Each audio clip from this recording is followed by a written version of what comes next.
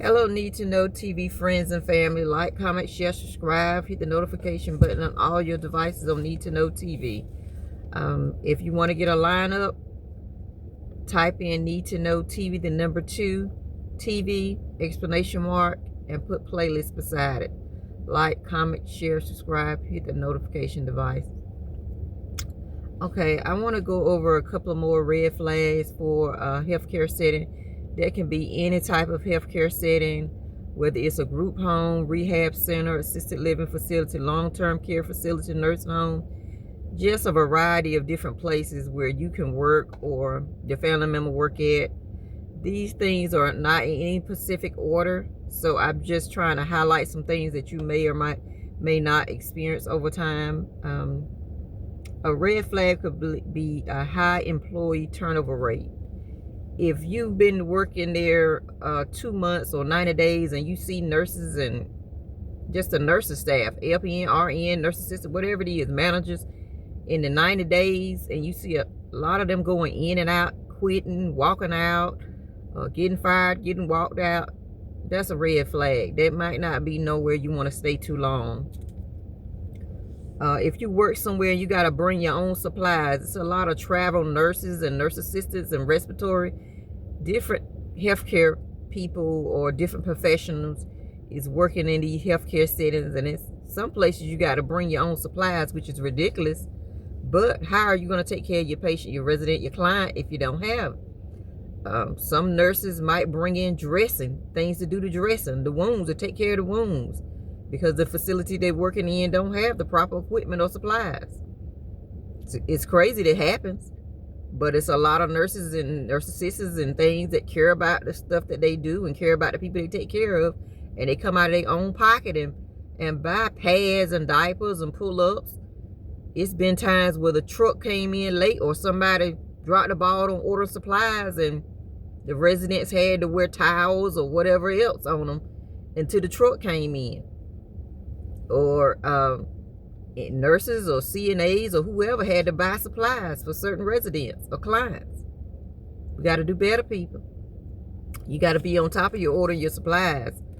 If you got an agency nurse or aide that come into your facility, you got to have your supplies together. No nurse should have to bring her own vital sign machine, or maybe your stethoscope, because you want to use your own stethoscope, but nothing beyond your stethoscope. You should not have to bring a whole vital sign machine, a whole pulse ox. You should have working vital sign machines in your facility if you want accurate.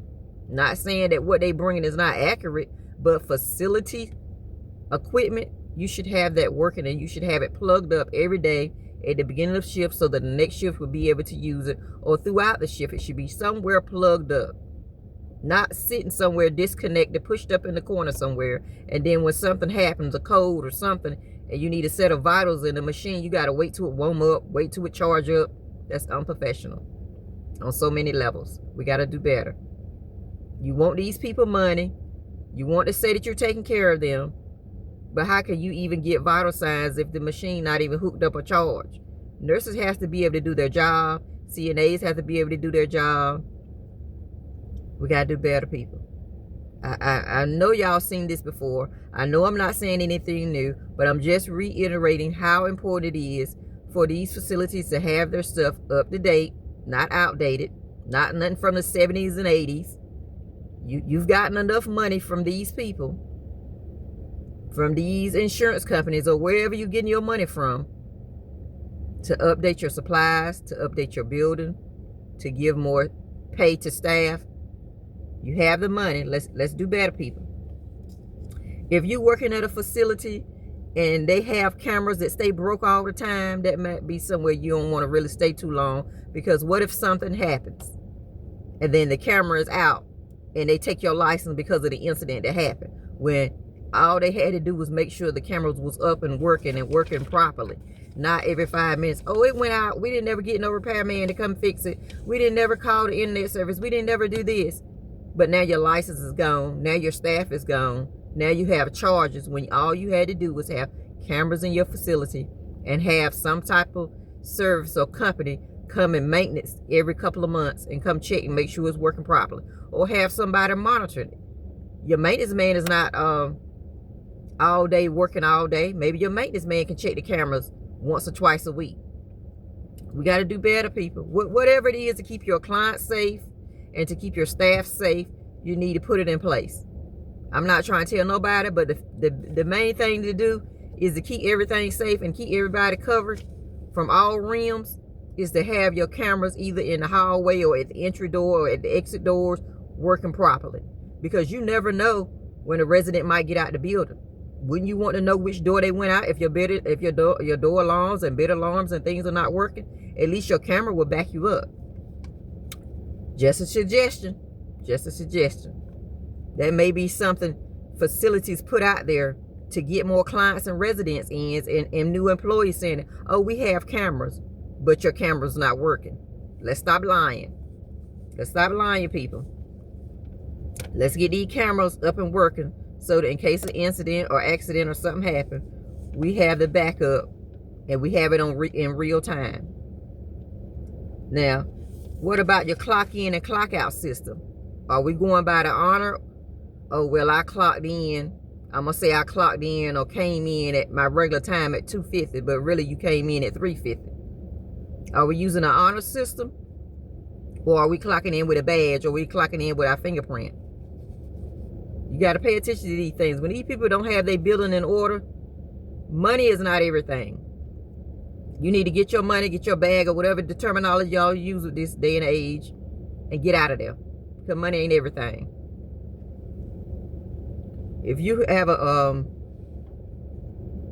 something in place and you have a business office manager that's delegating nursing staff to the RNs, LPNs, CNAs, personal care aides, home health aides, a business office manager that don't have any CNA or RN or LPN or BSN, a master's or bachelor's or associates or anything in nursing. They just do the paperwork. They do the typing for the meetings. They send out the memos. They send out the emails. They do payroll. They communicate with staff about vacation time. They don't do anything with nursing. If you in a facility and it's a business office manager with a nasty attitude, or telling staff, CNAs or nurses, when to do the med pass, when to pass certain pills, when to, give a certain person a pill at a certain time, when to get somebody in and up out of bed. That business office manager is out of scope and out of pocket. So whatever managers, assistant managers, directors that y'all have, y'all business office managers chiming into the nursing scope, you need to sit them down. You need to have a conversation. Because if they have a conversation and tell somebody that's inexperienced, an inexperienced nurse, which should know better, but sometimes people coming out of school, they don't know.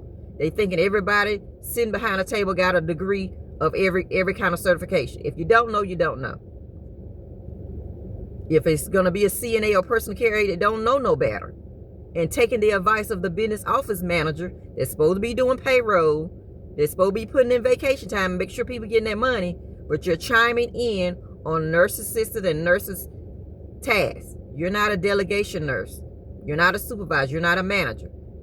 Business office. That's your scope. Stay in your scope. Because if you tell somebody to do something and they do it and they harm a patient or resident, who's going to get in trouble? The person that did it and the person that told them, that delegated the task. Because you think that person that harmed that patient is going to get in trouble by themselves? They're not. They're going to say the business office manager told me to do it. They're not going to go down by themselves. So if that's not your scope, that's not your job, you don't need to open your mouth. Nobody wants to hear your opinion how to handle a resident, a client, or a patient. Go back, get your RN, your NA1, your NA2, your LPN, whatever certification you need. Just a little advice, because these business office managers are getting out of hand.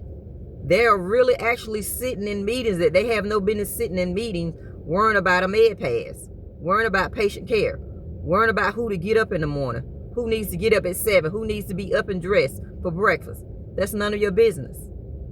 Your business is worried about people vacation time and putting in people time and make sure people get paid when they go on vacation, please and thank you. You're not qualified to give delegation tasks.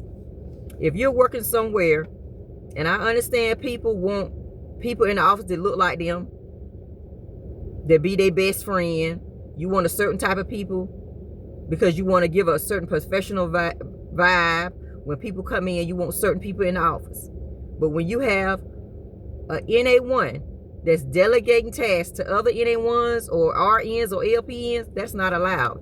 In no state have they covered and allowed an NA1 to delegate tasks to a RN, to an LPN, to an NA1, to an NA2. Y'all got to be careful. Y'all got these people in here, you trying to give these NA1s manager role jobs, and they delegating tasks like, put a patient or resident on 2 liters of oxygen. Get them a pill that's not even a standing order or a PRN order. Y'all gonna get shut down. You're gonna be in jail. There ain't no state that said that an NA1 could delegate orders to a nurse and can say anything about an order for a resident or a client, and you're not a doctor. You just can't, somebody call you and say, hey, somebody's breathing funny. You just can't give an order and delegate an order to a nurse, a NA1, a med tech, medication aid, and say, put somebody on 2 liters of oxygen or 6 liters of oxygen. Y'all better get these NA1s that do not have long-term care experience, any kind of experience beyond being an NA1. You just don't need assisted living experience to be a manager. You need to have a variety of experience or background and all kind of disorders and disabilities and levels of care to be a manager. Stop putting people in seats that ain't got no business in seats. It's great, it's amazing you want to have your friend in a row. That's great, that's amazing. But your friend is going to have your facility shut down because there's no state. Now, in the chat, get in the chat and let me know where there's a state that an NA1 can delegate to a RN or LPN.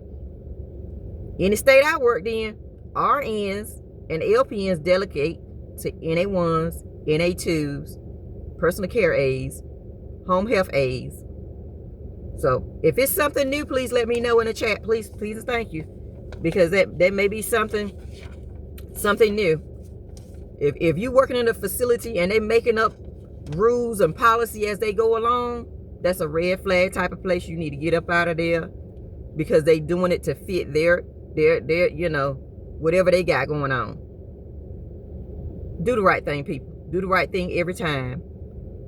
Just red flags of things you need to look out for and be cautious. Run. Don't walk. Run. If you don't want to give a notice and you want to keep your license intact and your certification intact, run.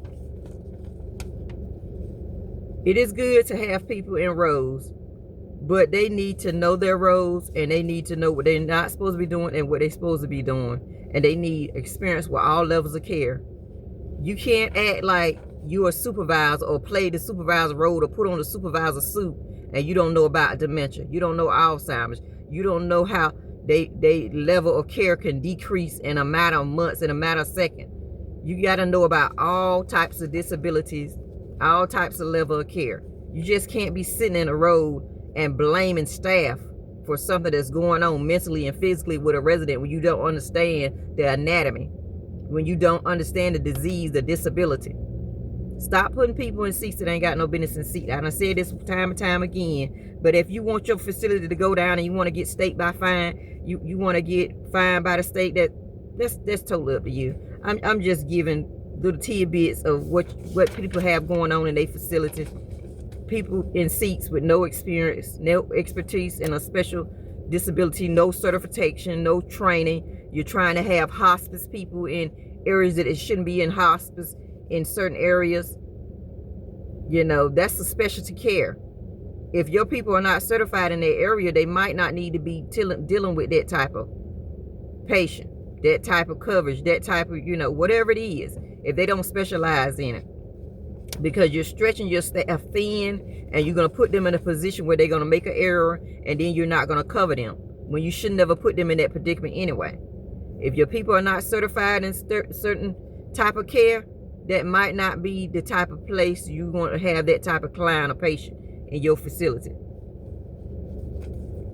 You shouldn't have to be fined to learn your lesson. You should learn your lesson by somebody telling you and by your staff not being certified and your staff making several errors. Let me leave you with this. Always do the right thing, no matter what. No matter what. Don't cut no corners. Don't do no favors. It'll catch up with you later. A job is a job. A position is a position. It might be just a lesson. And it might not be a permanent position, a permanent place of employment. Don't allow a toxic manager, a toxic co-worker, a hater, jealous co-worker stop you from enjoying what you like to do, taking care of people in the community. If you like doing it, don't let nobody stop you from doing it. We need great nurses, nurse assistant, respiratory, nurse practitioner, physician, hospitalists, doctors. We need great people. We got enough sorry people in healthcare that's making all these errors and creating all this toxic environment. We need some great people to come together and take care of people like you're supposed to take care of people. That ain't cutting corners, that's not creating a toxic work environment. I thank you for joining the video. Like, comment, share, subscribe, hit the notification on all your devices on Need to Know TV. Please share the video if you have a chance, if you have time. If you don't, if you want to just wait and look at it and save it for another time, that's fine. I just want you to look at it and pass it on. Have a great day. And if you don't, what Miss Lady say, don't you dare go mess with nobody else, Miss. Don't mess with nobody else. Don't mess with nobody else. Don't deal with them. Stay to yourself if you can't do right. Thank you for joining my video, and I'll see you on the next video.